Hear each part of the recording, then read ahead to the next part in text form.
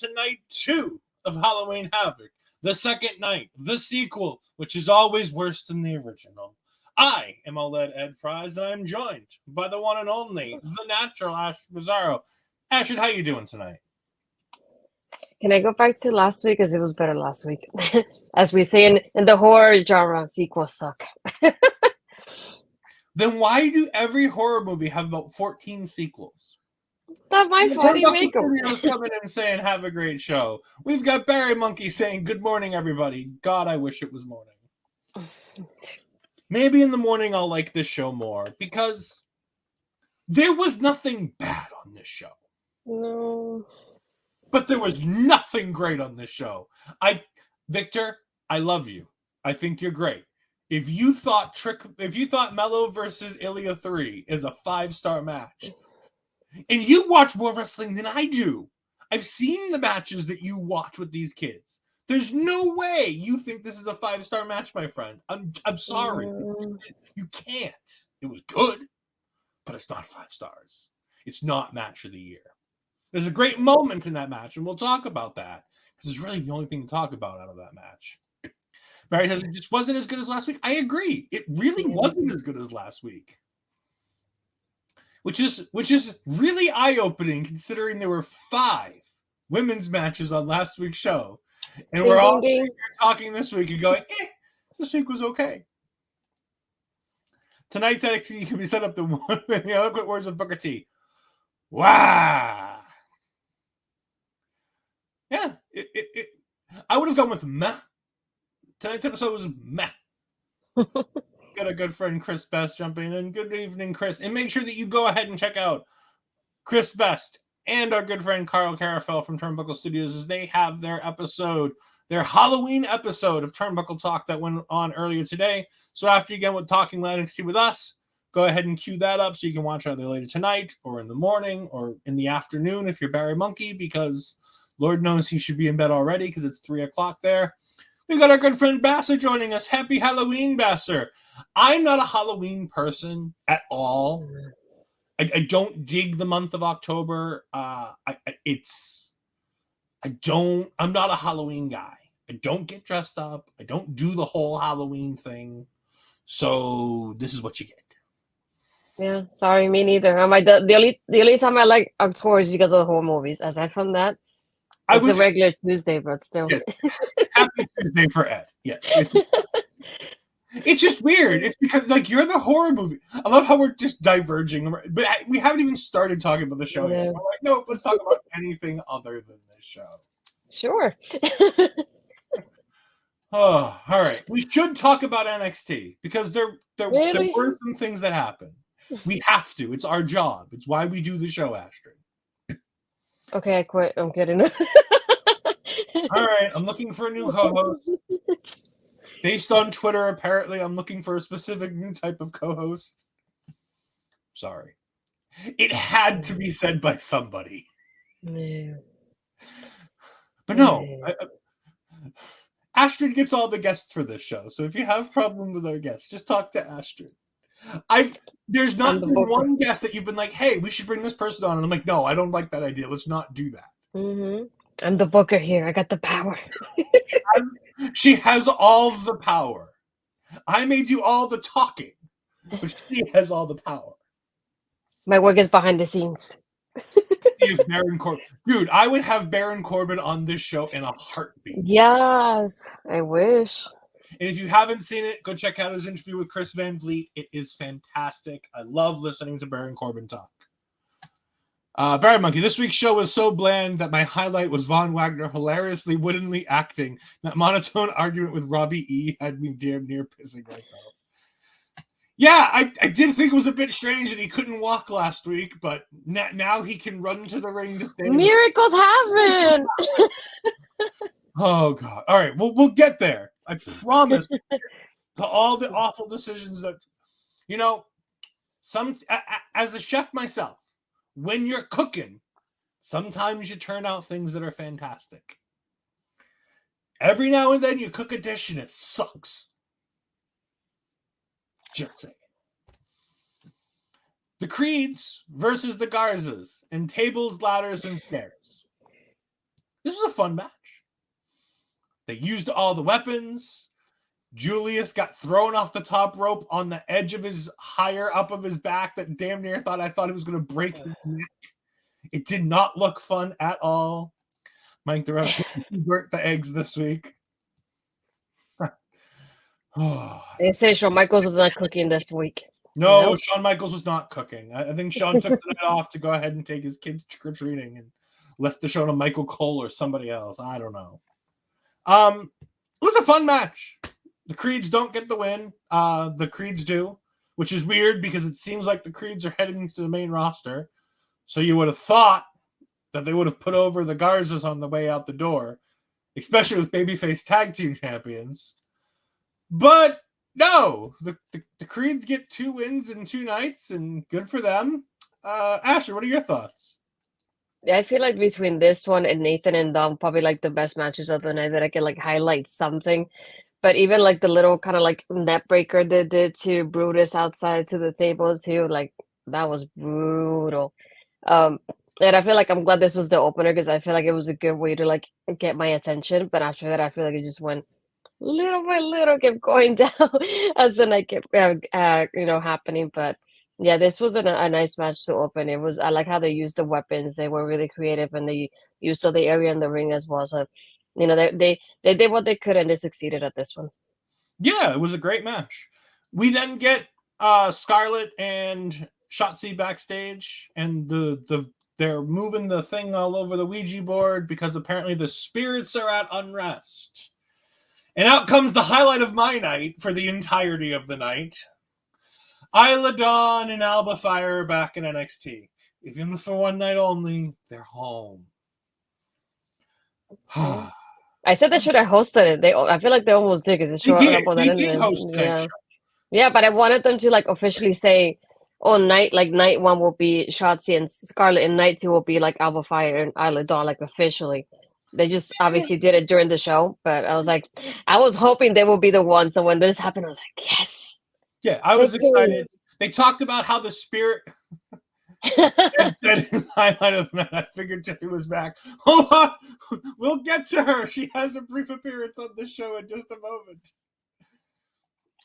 CBRI says, okay, so I missed it. But who showed up in the Ghostbusters car? That was Shotzi and Scarlett, I think, if I'm not incorrect. I think from the posting, yeah. I was going to say, they did it on Twitter. I don't think that didn't actually happen on the show, but I think on the social medias this afternoon, I think it was Shotzi and Scarlett who were in the Ghostbusters attire.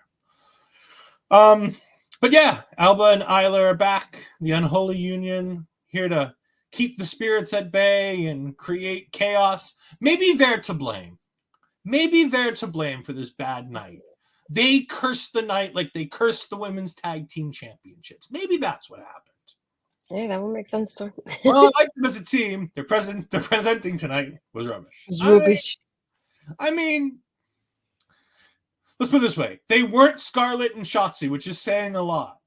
That being said, one of them was dressed as the original Golden Age Harley Quinn, so Ed was happy. We then get Tiffany Stratton backstage, which means... All I have to say now is it's Tiffy time. Yes. And Mackenzie Mitchell is asking her about that evil, terrible, horrible impression that's been going around social media all week of Fallon Henley trying to impersonate Tiffany Stratton and failing to do so. Failing so much to do so that I thought it was Kiana James because she failed so miserably. Yeah. Do you have anything for this? I have no words. I was gonna say the same person that made you question who it was. Yeah. That's why if it's a bad impression, I didn't know who she was. So yeah, but at the same time you were just terrible. Yeah, but no, don't say that because at the same time you were saying, oh, she did well because look, even the height, it's about the same too, and she looks just like her. And I'm like, what happened to that? She was making fun of Tiffany Stratton. And as we all know, I adore Tiffany Stratton. Like Mike says. Ed says highlight a night. It was obviously Tiffany was back. Yeah. Fallon Henley looked like if you were trying to buy Tiffy from Walmart in the discount section. Hey, Walmart's not bad. Let's put Wish.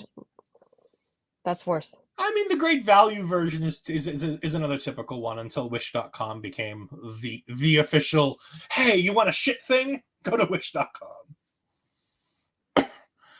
All right. We then get the first of our repackages of the evening where we get Joe Gacy repackaged. He's now got a nose ring.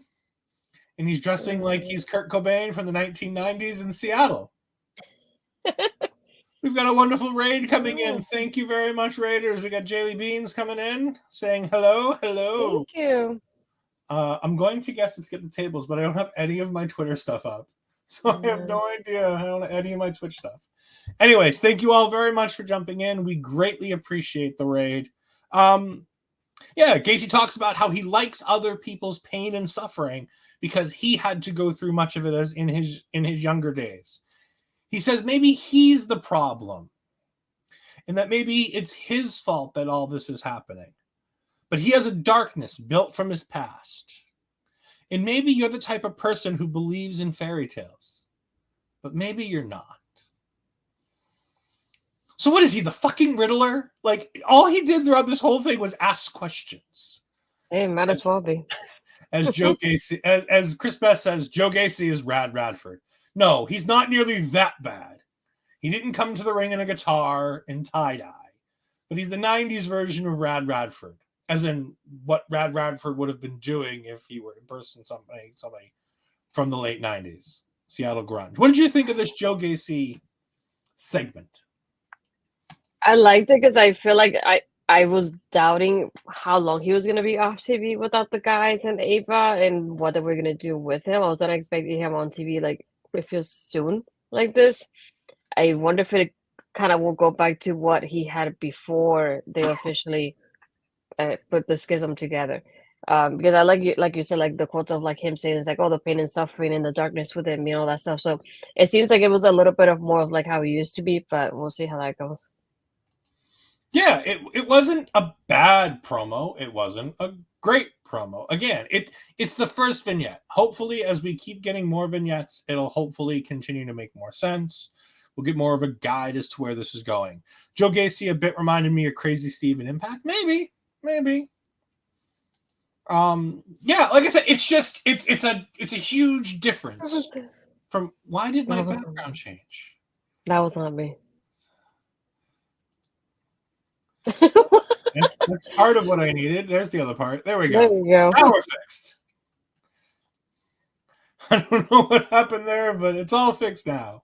That is a reminder, though, that you can catch Chris Parrish this weekend as he watches with our friends. He'll be doing a watch-along of WWE Crown Jewel. It is a good reminder to make sure that you can go to... I'm going to pull it back up. Chris Parrish at Instagram. At Chris.Parrish on Threads and Instagram.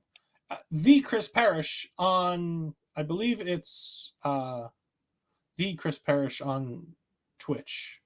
And he'll also be live, like I said, most importantly, he will be live streaming his reactions along with our friends to a pretty stacked card for Crown Jewel, which I'd much rather be talking about tonight, Crown Jewel, than NXT. Because, wow, did this NXT not do what it was supposed to? Halloween your computer is haunted. It is. StreamYard is indeed haunted. I have no idea what happened. Speaking of not knowing what happened, we're then getting Fallon Henley coming to the ring before she is attacked by Tiffany Stratton, thank God. And she runs away to the pole and does the hanging figure 4. 2 Bret Hart mentions in 2 nights on WWE television. We had Chelsea Hart last night with Piper Neidhart. I was kind of sad that they didn't come out with that gimmick again tonight. I really thought they would. I was upset that they didn't. And then tonight, we had Tiffany Stratton doing the hanging figure 4. It writes off Fallon Henley for the night, and I'm like, okay. But I kind of wanted to see that match. I wanted to end whatever feud they're trying to start. So Tiffany can go back to doing important things as opposed to wrestling Fallon Henley. Hey, Fallon's not bad, so come on. Mike the ref says, be careful what you wish for. This is true. Sean wouldn't allow Bret to get over tonight. I mean, he did, though. He did have Tiffany Stratton take out Fallon Henley. And Chris Parrish says, so far it's him, Chris Best, and Mark Talks Wrestling. That means there'll be lots of stats included because Mark Talk Wrestling does love his stats. Yes, he does. Astrid, I'm not even going to bother trying to talk about these. So can you talk about segment 1 of the Metaphor Crew?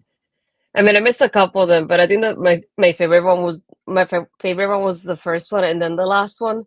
Because I like the first one, how they come in here, they're all dressed as the Scooby Gang. As they're coming here. I like my favorite part is Lash trying to get push the gate. She's like, oh, it's locked. We can go home. And then they're like, and Ormans just tells us no, should we find a way in? And he's like, no, it's locked. We should just go home. No, and then just like that, the gate opens. I love the timing of it too, as well. On that part, I was just waiting for them to be like, yeah, we're not doing this, and they're just returning back. But to see them going in there and going again through that haunted, I guess I don't want to say haunted mansion, but a haunted house, I guess, sort of thing. And going through their adventures if you want to pile everything up together in one segment. But it was just fun to see them getting scared. I know we've seen this before, so it's nothing new when we watch around this time in NXT. Something always happens that we get that haunted house involved somehow. My favorite part is another one. It's when they're scared by 2 people behind them. And everybody runs in front of them to go farther down by ornaments and runs through them to run to the other side. I'm like, what if would you go in between all of them instead of going the other way? I'm like, it's this way, honey, that way.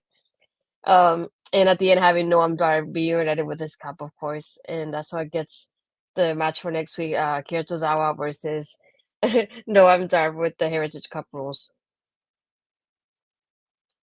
Yes, I'm so muted. Hold on. In segment 2 of this, we're going to cover it now because I really don't feel like covering it later. Yeah. Jakara Jackson goes into the section. She finds some stuff, gets kidnapped in essentially a closet. And then Lash Legend got kidnapped last. And she kept thinking that she found the cup, but she didn't. She kept finding everything but the cup. And everything was too small to be the cup, but she thought it was the cup every time because it was covered with a rag, which... Anyway, we then had Ora Mensa getting attacked by Tozawa and kidnapped as well. And I do think it's funny that he kidnapped and attacked all of them.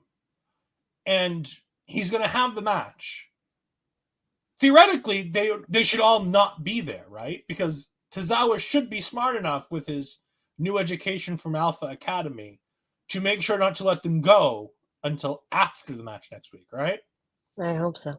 But I mean, we at the same time, we also had, like you told me as we were watching it, we also had them saying this girl was dead last week, so I was like, now she's alive to do this episode, and then she's gonna be dead next week too again. What are we doing here? Consistency, people. I mean, that's another thing entirely about Noam pretending like she was dying when they announced that she was injured, and now she's back to normal and everything's going great. And we do want to thank Jaylee Bees, because Jaylee Bees herself was the one who gave us the raid. So thank you very much for jumping in. We greatly appreciate it. I gave a shout out in the chat, so make sure if you're not following already, please go ahead and hit the heart and go ahead and give her a follow. I would greatly appreciate it, as would everybody here at our local establishment. All right. Dominic Mysterio comes out dressed like a convict. I mean, basically he went back 8 months and became a convict again. Didn't he already do a convict entrance at WrestleMania? Like, come on, Dom. You couldn't do something more entertaining? Although, when you're offered the chance to be handcuffed to Rhea Ripley, you kind of just say yes. You don't ask. I was about to say the same thing. I was like, just the factor of you have Rhea involved makes it a lot more different, a lot differently now. I do like Vic saying, you know, he said something about people liking to be handcuffed. I'm like, well, no, Vic. Most people don't like to be handcuffed. And if we're going to be handcuffed, yes, we want to be handcuffed to and by Rhea Ripley. Because, duh. For a multitude of reasons. By the way, congratulations, Buddy Murphy. I do like how they're copying them the couple of Australia. And I'm like, I think Buddy would prefer, because he's actually Australian. Yeah. And if I remember correctly, she's from New Zealand. I don't think she's even from Australia. At this point, I don't think they really care. No, WWE never cares. They say it's all the same. There are the United States, which we know painstakingly where every person's from in the United States. And then everything else is, it's close enough. Yeah. Canada, if you're anywhere in Canada, the Hearts are in their hometown. I don't know if you know this, but the entirety of Canada is one hometown. So no matter where you wrestle in Canada, you're in your hometown. It's going to rile up the Canadians in the chat. I'm just waiting for them to catch up. Yeah. Anyway, go ahead and talk to me about Nathan Frazer versus Dominic Mysterio. This was definitely like my second favorite match of the night, and after that, I don't think I have anything else. I mean, they had a great back and forth. One of my favorite parts during this match is when Nathan goes to dive for the dive, and then Rhea just pushes Dom, and Nathan lands exactly in front of her, and she goes like this to her, like to him, because he missed Dom. So then Dom and Rhea are talking, so he notices that that's his spot. He goes for it now, and he hits Dom the second time around. I think the other part was when Dom just threw him on the commentary table. A little bit after that too, I was like, that looked nasty. And even Vic was like, well, what just happened in front of us? Like, even he was shocked when it happened. I know they had a little mix up here with the championship, though. I think she put in her championship to distract Nathan. It just didn't really work. But at the end, it still worked because Dom ended up winning and retaining the championship, which is something we expect, to be honest. But it still was a good, like, overall match between both of them. Yep. And then we got a surprise return of the night. Wes Lee comes back and attacks Dominic Mysterio. So apparently he's a babyface again. Yeah. I mean, sure, if it gets the title off Dominic Mysterio, fine. But why are we putting the title back on Wes Lee when we took it off Wes Lee to put it on Dominic? What was wrong with Trick?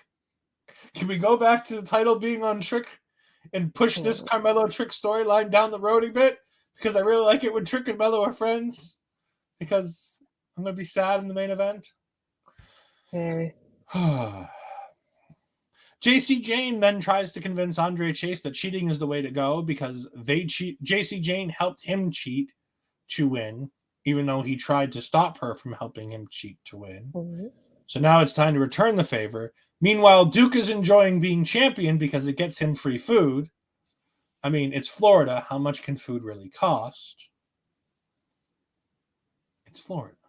You don't want to know. Not nearly as much as it costs up here. Either way. Disagree.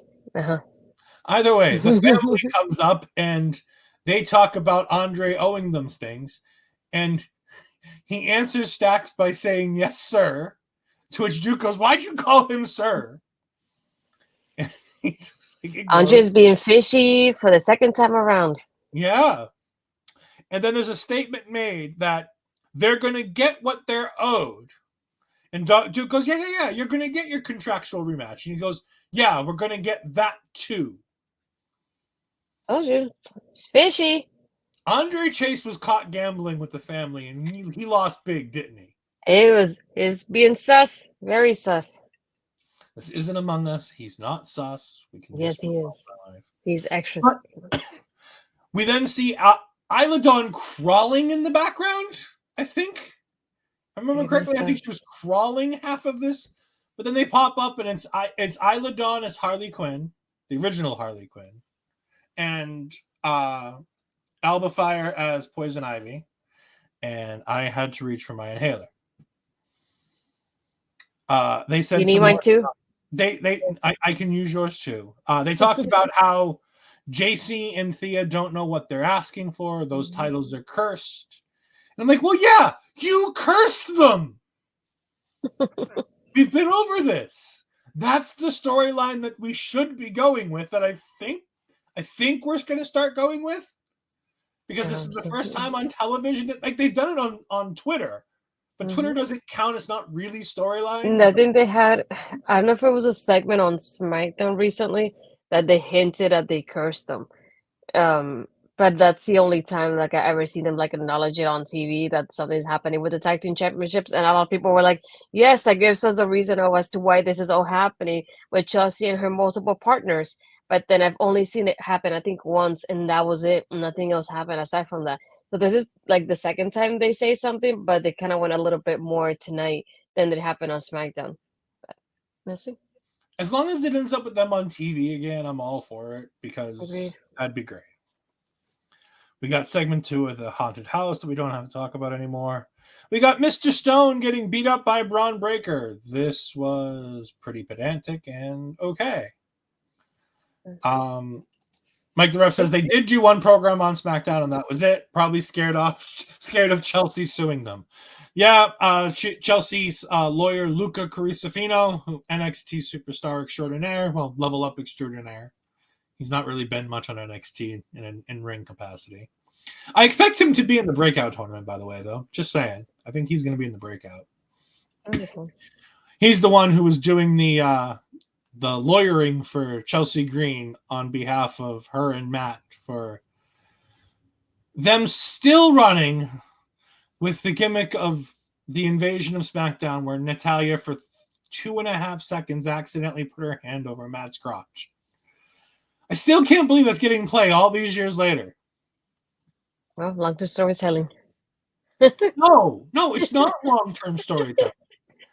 It's creepy people on the internet.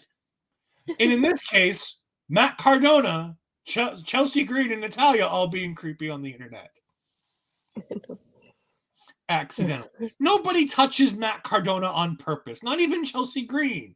Did you not see Joe Hendry's video? Not even Chelsea touches Matt. The only person who touches Matt. No, not going there. Not going there. No. Moving on. Vaughn returns for some ungodly reason. He can walk perfectly fine. He can walk, he can talk, he can run, he can do it all. The whole package, everything's back. Meanwhile, last week he could barely grip a friggin' string. It is Come Tuesday. Oh. Your thoughts on Von Wagner being perfectly healthy again? God makes miracles. That's the only way I can explain it. I really don't know. You know what? We've said it before. When things are good about NXT, we praise them when they deserve it. When things are shit, we ruin them like they deserve it. This is shit. Yeah. You could have done a one-off with Mr. Spectacular. You could have done a one-off with, again, somebody who I was brought up with who I don't think is even in the wrestling business anymore. So you could easily do a one-off with Rob Terry. Because both of them were in Impact with Robert Stone as Robbie E. You could have done either man for one night only as a bromance reunion. There's no reason why one of them couldn't have done a one-off. You can literally write them off by having Bron destroy them, to then have Bron come out next week and do everything he did this week with the gap week where magically he got better. Yeah, I could have done Jacy at least. Like, it would be nice to promote OVW and the wrestlers on Netflix, and it's obviously going back to pro wrestling as it is, so might as well. But, and you know what? NXT is the one brand who doesn't mind, like, addressing other wrestling companies and pasts and other wrestling companies. Mm-hmm. So I really thought it might have been a chance. It didn't happen. I didn't have high hopes that it would happen, but I was kind of hoping. Like, OVW's hot right now. It would have made a little bit of sense. Yeah. Their shows are sold out since the wrestlers happened, so let me tell you. The good things that we got an interaction from Jacy because of it. Thanks, Jacy. And going back to the Matt Cardona stuff, to me, he will always be Copeland's bitch. He will always be Edge's bitch. And if you haven't seen that song, just go search Joe Hendry, Edge's bitch. It's fantastic. It's the best 2 minutes you can spend. A whole lot more better than the 2 minutes I had to spend watching the Lyra Valkyria championship video package. I was waiting for you because I knew you wouldn't like it. It was fine. Are we really to believe that they kept the bar in Ireland open till 4 a.m. to watch that match last week? And those people were awake. Like, Barry, how awake are you? You're in the UK of sorts, somewhere in that general vicinity. I don't know where, but you are. You can't be that awake even if you were in a bar, right? Like, alcohol makes you sleepy and tired. It doesn't make you awake, does it? I don't. Obviously, we're looking at the person who doesn't drink much. I was going to say, doesn't drink at all. So yeah, I was going to say the only time I ever awake was because of the time change while I was traveling. That's the only reason why.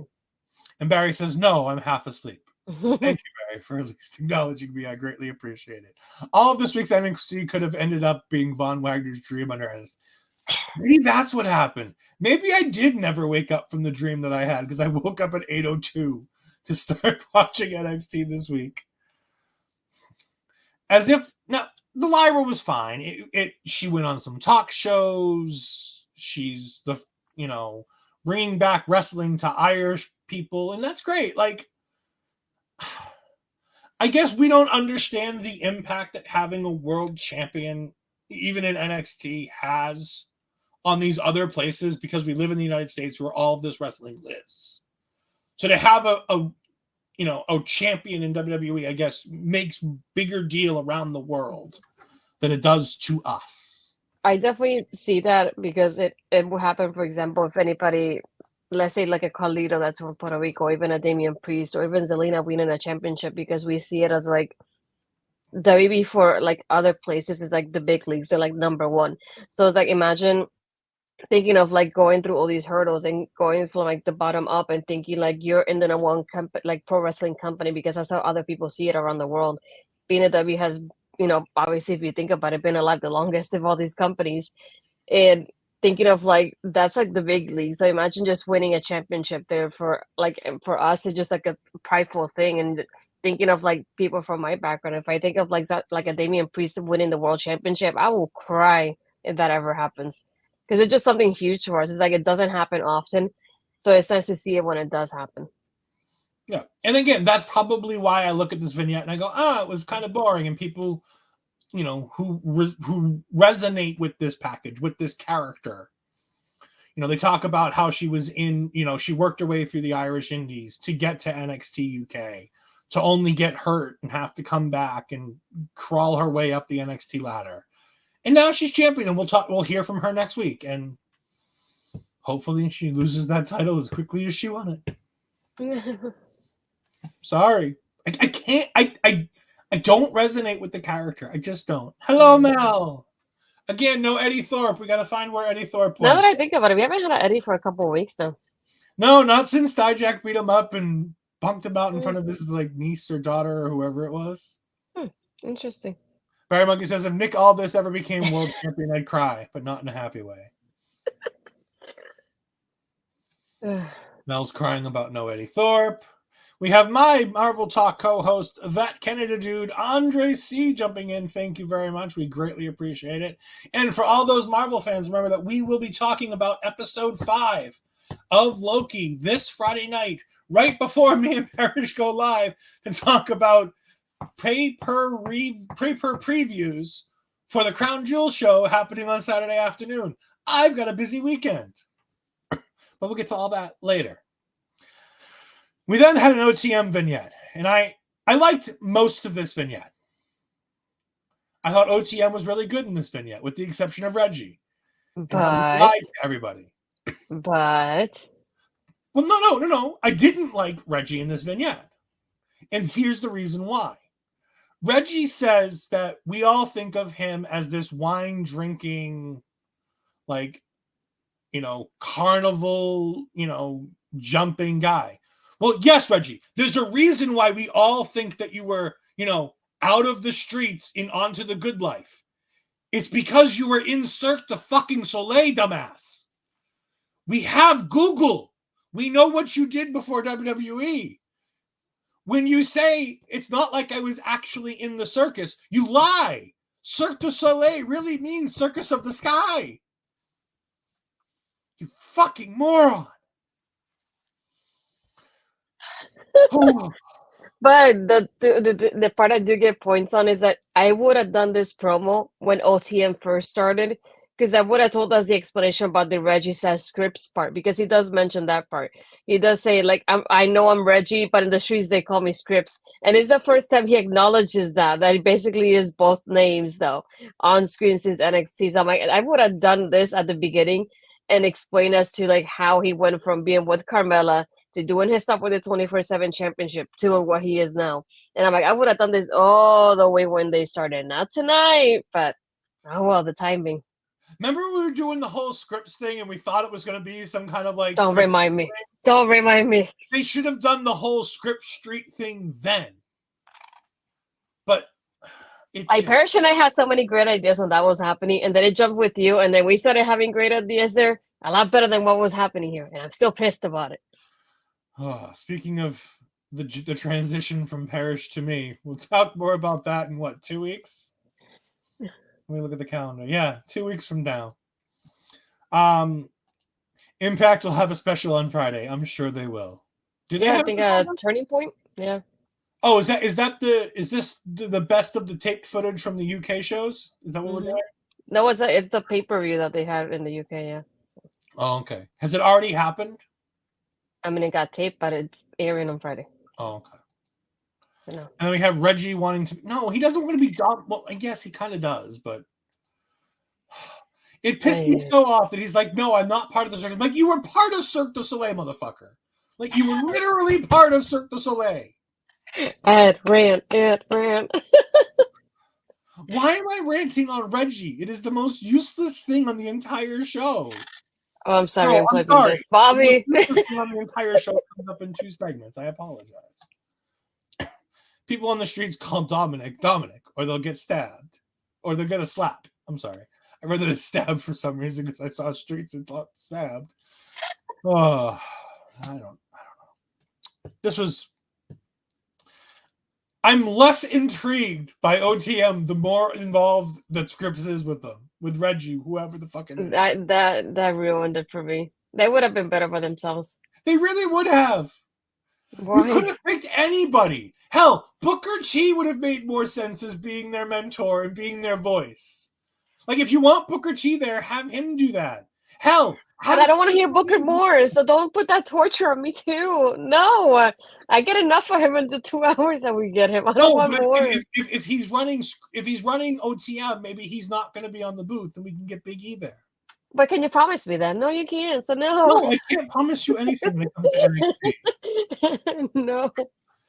Speaking of women's wrestling, we get the only actual women's wrestling match on the. No, I'm sorry. Second, there's only 2 women's matches.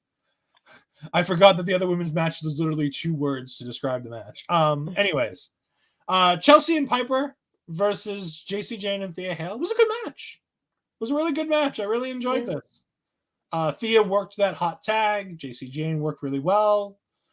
These 4 had chemistry.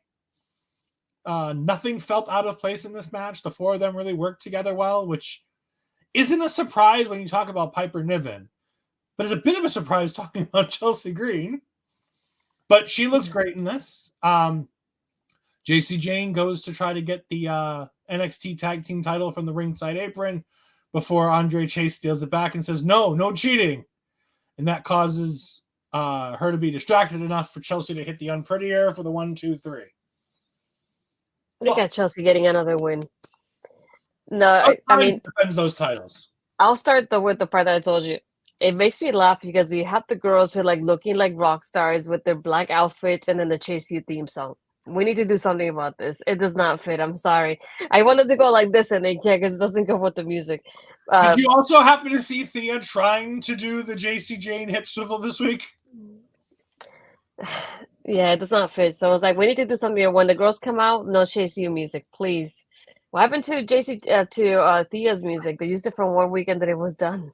But overall, yeah, the match was. I like the match and having that hot tag come in the way they did too. I feel like they did really good with this one, and this is the second time they tagged together like this.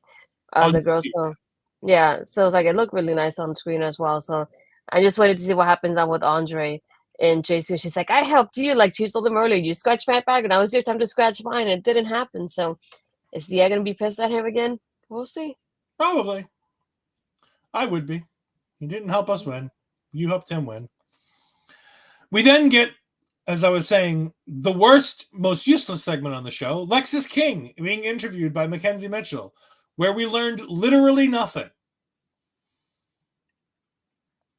My entire quote for this is Lexis King interview. Mine too. He said nothing of interest. He said nothing that made me want to learn more, except that he did something. There was one moment where he was like, yeah, I've already done something. And she was like, oh, what'd you do? And he's like, no, I'm not telling you. And I'm like, fuck. Like, were you the one who attacked Trick? Maybe it wasn't Mello. Maybe it was you. That would make sense. And then he kind of flirted with Mackenzie. He's like, do you want to stay and get some candy? She's like, no, I'm good. And she's trying to leave, but he was staring at her. And he's like, what was that for? Yeah, it was something. Everything on this show just seems like it fucking missed. Like everything from top to bottom. With the exception of the North American Championship and the opening match. Everything on this show, well, I guess in Chelsea and Piper. Those three things were the only three great things on this show. Because even the main event had a miss, and we'll get to that. I promise, because I have thoughts and opinions. We then get the finals of the women's breakout tournament, to which I have 2 words: Lola wins. I'm sure you have more notes than that. Not really. I mean, it was well done in the part of like, I like how it was Kelani using her unique moveset so far, and I like how she keeps going with that too. And then we have Lola with her strikes, which is same thing that we had recently. But it's like nothing that I could say, oh, that was amazing or anything like that. And I feel like this one could have gone either way with any one of them winning too. I just was hoping that Kelani would win because I really am cheering for her more than Lola. Yes, I'm going against my Latina representation. Don't add me for that. But yeah, I'm thinking Lola's gonna go for the tag titles. I don't think she'll go for the singles though. So that means Chelsea and Piper are returning sometime soon. So I kind of hope she uses it and just wastes it on the NXT Women's Championship just so we can get it done and over with. She's not ready to take on Lyra, especially not on a big stage like that. No. She can't do a heels type cash-in situation where she takes on an injured Lyra Valkyria, because even then it means that she might win the title and God knows she can't defend it. Like, she's progressing fine for the amount of time that she's spent in the professional wrestling world. Like, I won't want to seem like I'm shitting on her as in total. Like, she's new to this, she's learning, and she's getting better. This was a good match. It was fine. It did what it needed to do. Mm-hmm. I mean, I'm not going to sit here and write, a novel. Again, like I said, I had 2 words for this match. Lola wins. Electra distracted Kelani for the, for her to get the opportunity to get the win. Like, it's fine.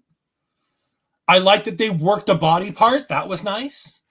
It teaches us that they're getting better. The two of them are getting better. And that's the important thing that we've learned here. Yeah.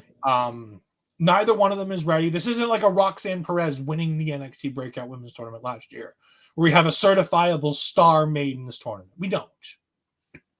None of these women are made stars. Most of these women aren't ready for TV on a week-to-week basis on NXT television just yet. They need more development, all of them. And some of them more than others. But it's good to see after 5 women's matches last week, we still had 2 women's matches tonight. Mm. Which is still more than we're going to see on most shows for the rest of the week. Agreed. We then had the final section where Noam Dar finds his cup, and Tozawa holds the cup hostage, and then the zombies eat Noam Dar. I don't know. But apparently Noam Dar is going to be good enough to have a match next week, so that's fine. He'll come back to life next week. Again, even things I want to like Tozawa, they threw the Halloween crap in there and it made it worse. Like, isn't Tozawa part of, like, Alpha Academy? Is this really what we would think we should be doing with the Alpha Academy people? I guess so. I mean, also, should I really think that Tozawa's ready to beat Noam Dar? He just got suplexed and made embarrassed of by Ivy Nile last night on Raw.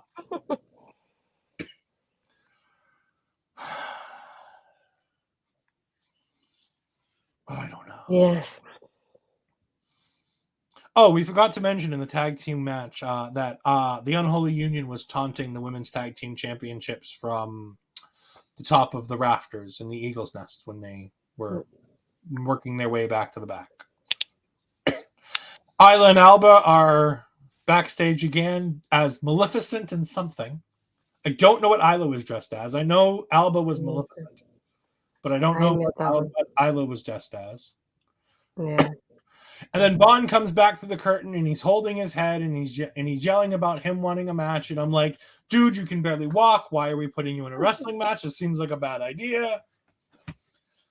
Robert Stone seems to agree with me, which makes it even worse because now I'm agreeing with Robert Stone.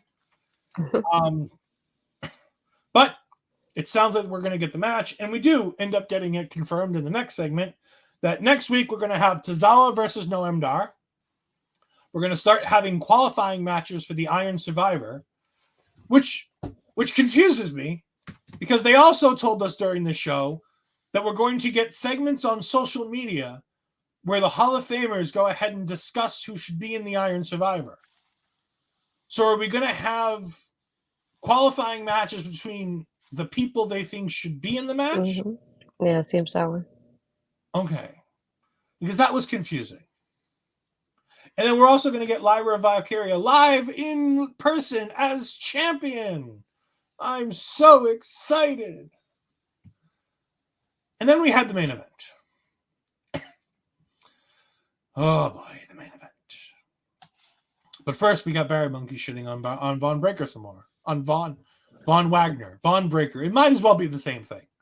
I think someone told Von Wagner to be more animated when arguing, so he moved his shoulders up and down during the segment while talking in his monotone voice. I mean, at least he gave some effort this week. Good for you, Von. You tried. All right. Do you want to start with the main event, and then I can go into my issues with the main event? I like how I'm looking at the time. It's like, I can't believe we had a taking over. That was going to be probably about an hour. Yeah. That hasn't happened in a while. No, we typically talk more about stuff happening and get drawn off course, and I'm sure we'll figure something else to talk about. Talk about the main event. I'm like, it wasn't bad or anything like that. Sorry. It just felt like nothing like that was like I could highlight and say like this was amazing. Like when Nathan got hit by the commentary table, for example, earlier, or even when Brutus got that neck breaker onto the table earlier. Like nothing like that. I could say like, wow, that was amazing. Like nothing stood out. It just felt like just like a plain old regular match, to put it like that. And I felt weird because I'm thinking it was like it's Carmelo and Dragunov. Like they had great matches, and the match wasn't bad, but it was something I could be like, that was amazing. That was a great main event. The girls did better last week in that main event and deserved to be a main event. This didn't feel like a main event to me. I think more than anything, the highlight, as you said, it will be like Trick coming in here, and we have Carmelo looking at him like he's seeing a ghost. I was like, no, he's not a ghost. He's alive, right in front of you in color, just letting you know. And that moment, Dragunov takes it as an advantage, and retains the championship. So it's like now, and not only that, when Trick comes in the ring, he just helps Carmelo stand up, and they have that moment there. It's like, and then all of a sudden they're like, "We have something going on." I'm like, "Yeah, you have something it's right going on in the ring." And then I was so confused by that part. It's like, "We have something going on." I'm like, "Yeah, right there." We're like, "What do you mean? We can all see it." And they're like, "No, it's backstage." I'm like, "What the heck? Why would you do it now?" And all of a sudden we see Dragunov getting attacked by Baron Corbin. I'm like, the part in the ring was better than what was happening backstage. Why would you switch it like that on me? Why? Yeah, I didn't like this ending. Sorry. Yeah. So I'm going to tell you the things I liked about this match before I start tearing it down. The DDT spot on the apron, the slingshot DDT that Melo did on the apron where he spiked Dragunov on his head. Fantastic job. Love that. Dragunov doing the forearm smash thing into Carmelo's face on the table. That was great. When Carmelo kicked out of the forearm smash with the table, I'm like, oh, are they going to have Carmelo win and then have Trick go ahead and chase the championship? And now we get to the parts that Ed doesn't like. Why on God's green earth does this always happen? Why? Do people interrupt people before they're about to win a championship? Trick, if Carmelo Hayes screwed you out of a chance to become the champion, to have the opportunity to challenge for the championship, why not wait 30 seconds till Carmelo hits nothing but net and beats Dragunov, and then you can attack Carmelo and get a championship match out of it? Also, NXT, as Astrid said, what in the fuck were you thinking cutting away from the entertaining stare down between Carmelo Hayes and Trick Williams to show me Dragunov getting beat up by Baron Corbin for all of 5 seconds? That could have been a social media thing. It didn't matter. Oh my God. How did they screw this up? How? I wish I had the answer. Barry Monkey. They probably thought, let's wrestle safely for 10 minutes, as all people remember is Trick and Corbin. You know what? That's not entirely untrue. Like, besides for the DDT spot. And again, like Astrid said, it was a quality wrestling match before that. Like I said, it's a 3.5, 4-star wrestling match. Like, it's fine. It's a good average wrestling match that's your TV main event. But they've main evented 2 premium live events. So the third match needed to be 20 to 25 minutes, and it needed to be fucking epic. And you know what it wasn't? Epic.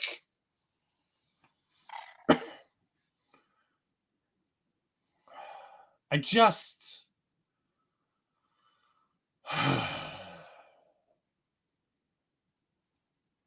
You know what? I'm going to take a line from my favorite movie. And I'm going to get shit on in the comments for it, but that's okay. I don't care. I'm not going to tell you what movie it's from. Hopefully somebody will recognize it. I'm afraid. I've heard you can be underwhelmed and you can be overwhelmed. But can you just be whelmed? Because that's what this match felt like. It was just whelmed. Ashley knows what movie I'm talking about. No, I don't think I do. Oh, good. No. Even better. No, but the quote is accurate description. Yeah. I wasn't underwhelmed by anything on this show. Everything on this show was fine, well, or bad. But the bad stuff I expected to be bad. When Reggie talks on the microphone, I expect him to say something stupid. When the women's breakout final was going to happen. I love women's wrestling and I want them to do better, but I knew it wasn't going to be great because I saw the rest of the tournament. And before I saw the tournament, I saw who was going to be in the tournament. And it's the problem with doing a breakout tournament when you're no longer bringing in independent stars is that you don't have top-notch stars to put on quality matches, so you have to hope that your recruits do a good job. And to be honest, they did a good job. The matches in the breakout tournament were better than the Queen's Crown. Again, They got more time than the Queen's Crown. It doesn't say much because the Queen Crown, I think, got all of 15 minutes? Yeah, combined. Yes, the entire tournament took about 15 minutes. Yeah. But no, it was a broadly fine show with bad stuff mixed in. Coming off of a high last week with a really great show. And they're building to Deadline, and I don't know where they're going with anything except Baron's wrestling Ilja at Deadline. Mello and Trick are either going to both be in the Iron Survivor, or they're both going to be wrestling each other in the tournament, in a match at that show. It looks like we're going to be building to Andre Chase and Co. versus the family again. Mm-hmm. The Creeds look to be going to the main roster, but we don't know.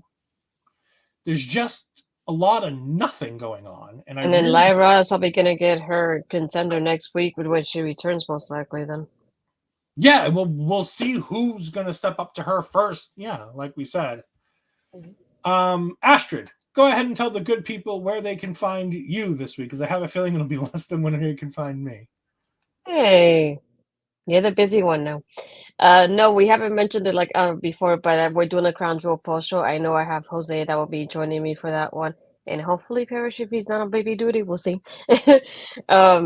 But other than that, you can find me on the socials there at Astrid Pizarro or Astrid Pizarro 20, and then everything else is on my YouTube channel. I know for Lady Session Showcase, we're hoping to record an episode because some important discussions really came up today on Twitter, if you guys still call it Twitter, and it's something that I want to keep highlighting as well. So we're definitely going to be talking about women in media. We'll probably delay PW High for a little bit later, but yeah, just an important conversation that's happened in the community that I want to keep the momentum going towards that, and just keep looking because there's some stuff coming out soon.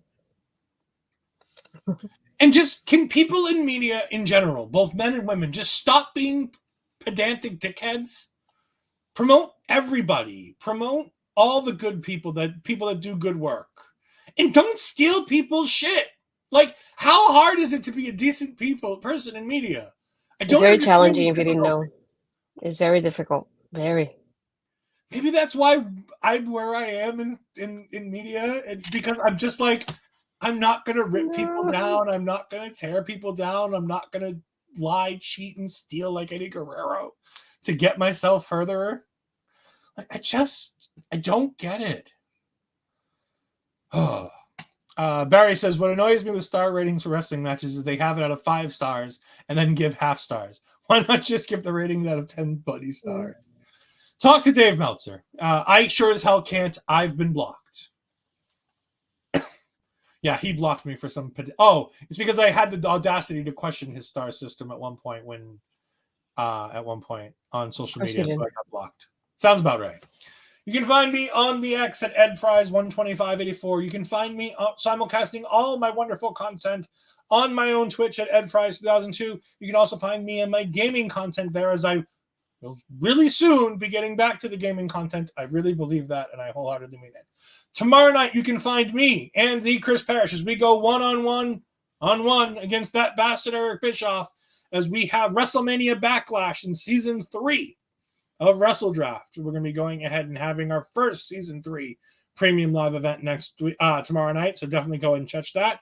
And then, like I said, Friday, it's a double dose of OLED, as you've got Marvel Talk happening probably during SmackDown, and then after SmackDown, you've got me and Chris Parrish going ahead and previewing the pretty stacked show that's being developed for the new Saudi show, Crown Jewel. And then, like Ashton said, go ahead and make sure to catch them on the post show Saturday afternoon as they go ahead and recap all of the fine things that happen. If you want to catch any of that, you can go ahead and follow our local establishment, all these wonderful places, either at all Ole Podcasts or at our local establishment on all the social medias. Just go ahead and take a look down on this ticker and you can go ahead and find them. And remember that if you need a bit of a pump up, go ahead and go get your Rogue Energy app, or go ahead and go to rogueenergy.com or scan the QR code right below Ashley that she's pointing to right now and use OLE Pods to get 10% off your order of your next dose of Rogue Energy to give you the energy to get through shitty versions of NXT like we had tonight, or get through great episodes where your energy's sky high because of your Rogue Energy helping you get there. But for myself, for the natural Astrid Pizarro, we're going to say goodbye. Remember that we're going to be rating out on our local establishment side to Mike the Ref. So go ahead and enjoy that, and we'll see you next time. Goodbye. Everyone is watching.